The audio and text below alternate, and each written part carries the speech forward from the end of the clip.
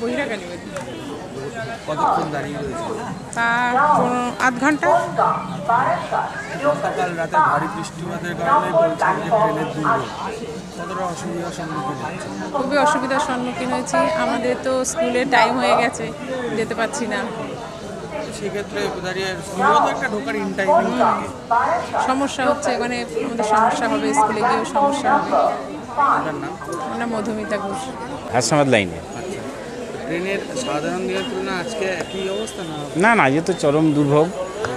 কলকাতায় এত বৃষ্টি হয়েছে, তার জন্যে কলকাতা থেকেই ট্রেনগুলো ছাড়তে দেরি হচ্ছে, তো এই যেটুকু জানলাম। অ্যাপে তো কিছু বোঝা যাচ্ছে না। কতক্ষণ দাঁড়িয়ে? আমরা দাঁড়িয়ে আছি প্রায় 40 মিনিট। এখনো পর্যন্ত একবারে কোনো? না না তো রেলের তরফ থেকে কিছু জানানো? না, কিছুই এখন অ্যানাউন্সমেন্ট হয়নি। টিকিটেও তো নির্ধারিত সময়সীমা দেওয়া থাকে, সেক্ষেত্রে যদি দীর্ঘক্ষণ ওয়েট করতে হয় তাহলে তো সেই টাইমটাও এক্সপায়ার হয়ে যাবে। হ্যাঁ, সে তো অবশ্যই, কিন্তু সেটা রেল দেখবে সেটা, কারণ আজকের টোটালি সিস্টেমটাই ডিস্টার্ব হয়ে গেছে।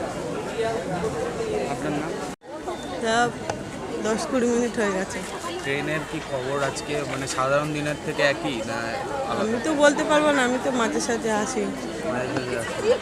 তো আজকে এখনো পর্যন্ত ট্রেনের কোনো খবর হয়নি। হয়নি, অপেক্ষা করতে হচ্ছে। রেলের তরফ থেকে কখন ট্রেন আসবে কিছু জানানো? না, কিছু জানি না। শুধু কি বনগাঁ শাখা নাকি হাসনাবাদ শাখার একই? হ্যাঁ, আমি জানি না, আমি সেটা আমি বনগাঁয় যাবো। বনগাঁয় যাবো।